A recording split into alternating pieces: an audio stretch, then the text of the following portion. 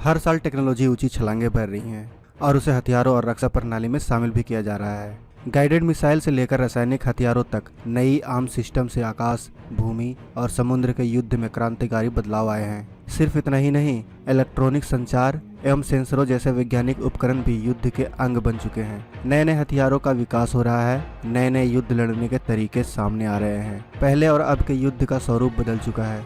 जहां पहले तलवारों, पशुओं आदि का इस्तेमाल कर युद्ध लड़ा जाता था, बाद में इन्हीं युद्ध का रूप बदलकर बंदूकों, टैंकों, जहाजों और पनडुब्बियों से लड़ा जाने लगा। लेकिन अब भविष्य का युद्ध दिमागी युद्ध होगा, जैसे कि बाजार के शक्तियों का इस्तेमाल कर आर्थिक युद्ध लड़ा जाएगा। भविष्य का युद्ध गेमिंग, मॉडलिंग या सिमुलेशन सिस्टम का उपयोग करके भी किया जाएगा। हमारे महान वैज्ञानिक एवं इसरो के संस्थापक अध्यक्ष श्री विक्रम साराभाई ने साफ कहा है कि हमारे समक्ष उत्पन्न वास्तविक समस्याओं का सामना करने के लिए हमें अत्याधुनिक टेक्नोलॉजी के इस्तेमाल में किसी भी तरह से पीछे नहीं हटना चाहिए। तो आज के इस वीडियो में हम यही जानने और समझने की कोशिश करेंगे कि आखिर वैज्ञानिकों के अनुसार भविष्य के युद्ध किस प्रकार के होंगे और भारत इन खतरों से किस प्रकार बच सकता है। पहला, इलेक्ट्रॉनिक युद्ध।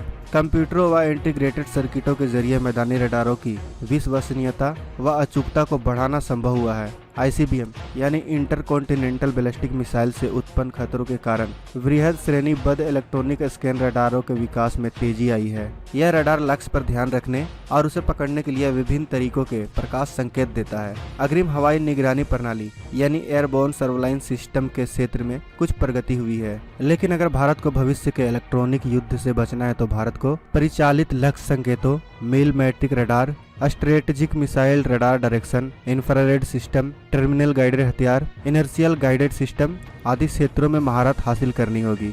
अगर भारत को इलेक्ट्रॉनिक युद्ध से बचना है तो बताए गए टेक्नोलॉजी को और अधिक शक्तिशाली बनाना होगा। अगर आपको इलेक्ट्रॉनिक युद्ध के बारे में नहीं पता है तो हम आपको बता दें कि इलेक्ट्रॉनिक युद्ध के जरिए दुश्मन को पंगु बनाया जा सकता है।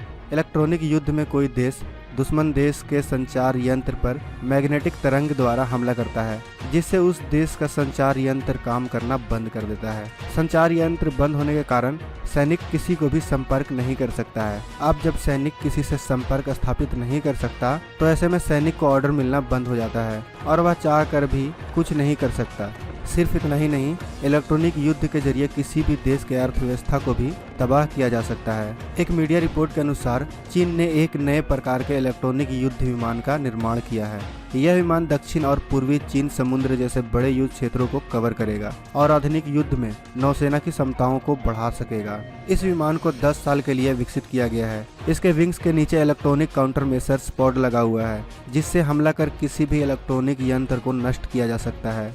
दूसरा, परमाणु, जैविक और रासायनिक युद्ध। भविष्य का युद्ध सिर्फ परमाणु युद्ध ही नहीं बल्कि जैविक और रासायनिक युद्ध भी हो सकता है। परमाणु हमले को झेल चुकी यह दुनिया परमाणु हमले से होने वाले विनाश को अच्छे से समझती है, इसलिए परमाणु हथियार बनाना किसी भी देश के लिए मनाही है। मगर जैविक और रासायनिक हथियारों से कितना नुकसान हो सकता है, इसका हम और आप अंदाजा भी नहीं लगा सकते। द्वितीय विश्व युद्ध में हिटलर ने रासायनिक हथियारों का इस्तेमाल कर लाखों लोगों को मौत के घाट उतार दिया था। परमाणु हथियारों से सज्जित हमारे पड़ोसी पाकिस्तान व चीन से हमें सर्वाधिक खतरा है, लेकिन हमसे किसी देश को खतरा नहीं है, क्योंकि भारत की नीति स्पष्ट है कि हम अपनी ओर से पहले किसी भी परमाणु, जैविक, रासायनिक हथियारों का उपयोग नहीं करेंगे और न ही किसी गैर परमाणु देश के खिलाफ इसका इस्तेमाल करेंगे। तीसरा, अंतरिक्ष युद्ध। अमेरिका और ब्रिटेन ने रूस पर अंतरिक्ष में एक हथियार जैसे प्रोजेक्टाइल को टेस्ट करने का आरोप लगाया है।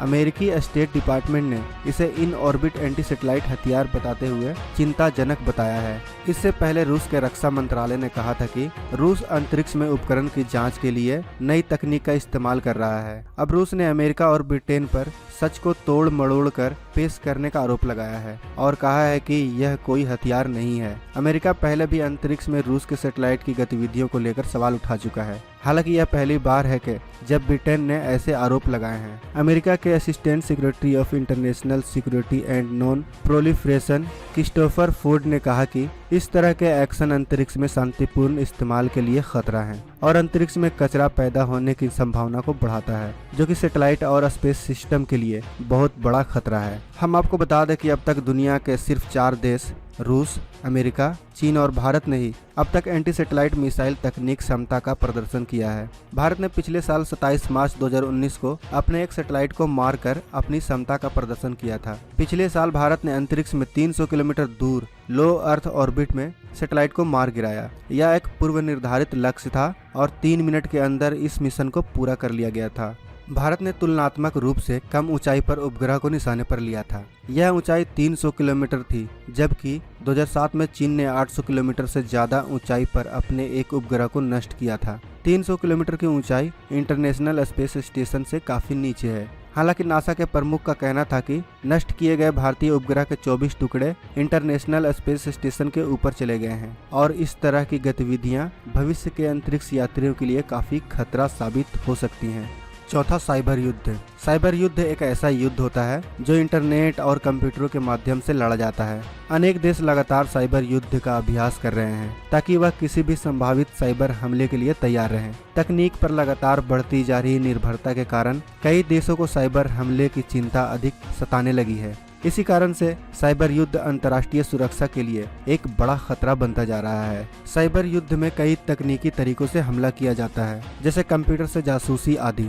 हमलों से वायरसों की सहायता से वेबसाइट ठप कर दी जाती है और सरकार एवं उद्योग जगत को नुकसान पहुंचाने का प्रयास किया जाता है। इस युद्ध से बचाव के लिए कई देश जैसे चीन ने वेबसाइट को ब्लॉक करने, साइबर कैफे में गश्त लगाने, मोबाइल फोन के प्रयोग पर निगरानी रखने और इंटरनेट गतिविधियों पर नजर रखने के लिए हजारों की संख्या में साइबर पुलिस तैनात कर रखा है। साइबर युद्ध में तकनीकी उपकरणों और अवसंरचना को भी भारी हानि होती है। एक कुशल साइबर योद्धा किसी भी देश की अत्यधिक गोपनीय सैन्य और अन्य जानकारियां प्राप्त कर सकता है। साइबर युद्ध में किसी भी देश को अनेक रक्षात्मक गतिविधियां और हमले के लिए तैयार रहना पड़ता है ताकि वह साइबर हमले की किसी भी स्थिति में उसका तुरंत जवाब दे सके। और आज के दौर में साइबर युद्ध के लिए सबसे बड़ी तैयारी चीन की मानी जाती है। अभी हाल ही में यह खबर आई थी कि चीन ने भारत के अंतरिक्ष संस्था इसरो पे एक बड़ा साइबर हमला किया था। आप इस बात से समझ सकते हैं कि भविष्य में साइबर अटैक किसी भी देश का पसंदीदा हथियार हो सकता है।